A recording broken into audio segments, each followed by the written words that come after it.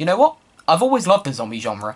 Whether it's in films, TV, or even video games. They're a classic monster that have been around for hundreds of years, evolving and changing over time to reflect some of mankind's purest fears. Pretty much the world and its mother have had a stab at the zombie genre, each putting their own little spin on it in some way. One of the more interesting takes on this formula was the 2012 Wii U launch title, called, ironically enough, ZombiU. Well, you've got to give them points for originality. It was a really cool game that promised to bring back the survival horror tension of games like Resident Evil and Silent Hill from the 90s. But the question remains, is this HD port brought to the PlayStation 4, Xbox and PC truly the survival horror masterpiece we've been waiting for, or is it another huge disappointment just like Resident Evil 6? Let's find out. So, here we are, zombies! I honestly can't wait. After pushing start, we get this terribly eerie narration from this random woman telling us about how the infection started. The alchemy of wealth from air will bring a second blight upon mankind. This fog of death will cloak the land, and those men who are not prepared will succumb to its foul clutches. Well, I do believe that is too spooky for me.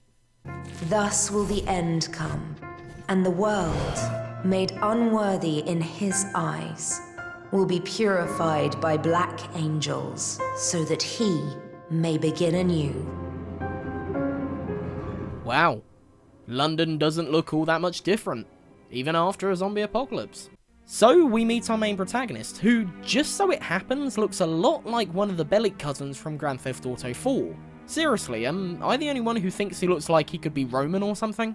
Anyway, he's trying to survive against the hordes of undead that litter the streets, when suddenly, this bastard calls out over the speaker system. Hey, over here. Come down into the station. Yes, you. What a douche. There I am, minding my own business, trying to survive like the typical survivor I am, and this guy thinks alerting the horde to my location will help? Honestly, the nerve of some people. So after following his advice and running into the London Underground, we finally get our first taste of gameplay. And oh my god, the graphics. What the hell? I thought this was supposed to be a HD update. And what's with all the Vaseline that's been smudged all over the screen? I can't be that sweaty, surely. The Resident Evil HD remake came out earlier the same year this did, and that's a 2002 GameCube game. And it looks incredible! This, on the other hand, is a ported 2012 Wii U title, and it looks like this? No wonder the Wii U sold bad if this was the best they could do. You know what? No, I'm not even bothered. It's not like Graphics Maker Game or anything. Besides, this game cost me like £9 on a sale on the PSN store, so... awkward. So I start sprinting for my life, and before long, we are greeted with the title screen. And it's at this point, the game truly begins. Wakey, wakey. You don't look so good. I would say it's only a nightmare, but isn't everything these days?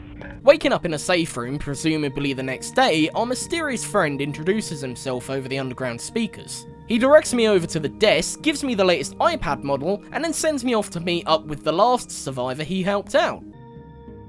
Well, if I didn't trust this guy before, this is a brilliant sign of things to come. Ah, jump scare.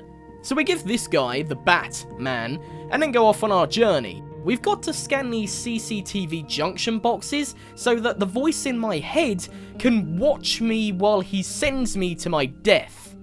What a lovely chap. Maybe now's a good time to actually talk about the gameplay in this game, because, you know, a game's nothing without its gameplay. So you have your basic melee attack, which consists of you holding the L2 button to raise the weapon and then pulling R2 to bop the zombies on the head. You always start off with a cricket bat, but you can find other weapons as you explore, such as shovels, and I even found a spiked bat. But, oddly enough, they don't seem to do that much more damage than the cricket bat. In fact, none of the melee weapons seem to do much damage at all. You see, the melee in Zombie is very inconsistent. Everyone knows the general rule to taking down a zombie is to smash it over the head with something hard, and that'll take it down for good. Yet, in this game, that rule seems to constantly change. Sometimes I can hit them once and they're pushing up daisies seconds later. Other times they just won't die. This becomes especially irritating when dealing with more than one zombie at a time, meaning it either becomes a matter of hitting one, then the other in sequence, or just plain running. The guns aren't much better. You're given a handgun at the start with a very small amount of ammo. This implies that it will be very scarce as you explore, yet every other body seems to carry at least pistol ammo if nothing else. But the handgun's useless. It fires like a blimmin' Nerf gun. Even a perfectly placed headshot does little more than piss the zombie off. Speaking of which, why is there no penalty for using firearms? I mean, you can unload an entire clip into the air near a group of zombies, and they just won't care. Was it really too hard to add in a sound mechanic? It's kinda standard in most other modern games these days, and not just survival horror games either. But ultimately, it doesn't matter how good you are at combat, how well your shots are placed, or even how well you pack, because ultimately, you will die. Horribly. You see, that's where the really cool death mechanic comes into play. Unlike other games of this genre, you don't just reload a save, your character actually stays dead. For good. After biting the dust, or rather the zombie bites you, you're told that the character has now become infected. A quick cutscene later and you're suddenly woken back up in the safe house as a completely different character, with practically all of your supplies gone. If you want your items back, then you're going to need to travel all the way back to where that last character died and find their zombified corpse walking around. After beating the living shit out of them, you'll be able to loot back your items no problem. This is an absolutely awesome mechanic, as it encourages you to be careful where you go and keep an eye on your health at all times.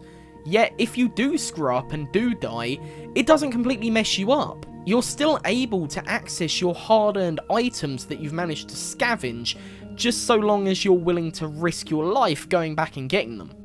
That reminds me, due to your limited inventory space, you can't take every item you see with you. But, just like in Resident Evil... You know what, that's funny. There's that name again. You can go back to your safe house and place all of your items in an item box, save for your cricket bat, torch and handgun, which does make sense, as without them you'd have no way of combating hordes. This means that should, or rather when you die, you can have stored up some items in the box for your next character, so that way you don't end up having to start at square one again. Another nice little relic from the survival horror games of the 90s.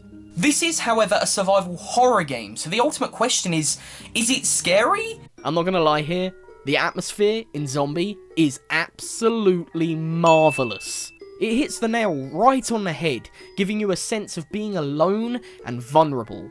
Every building you explore, every road you walk down feels creepy and void of life. In a good way. You never know what's going to be around the next corner. You're constantly on edge, weapon drawn, ready for anything. Just like Resident Evil. Okay, I'll shut up about Resident Evil now. Sorry. Resident Evil. You see, this is the thing that a lot of modern horror games seem to get wrong.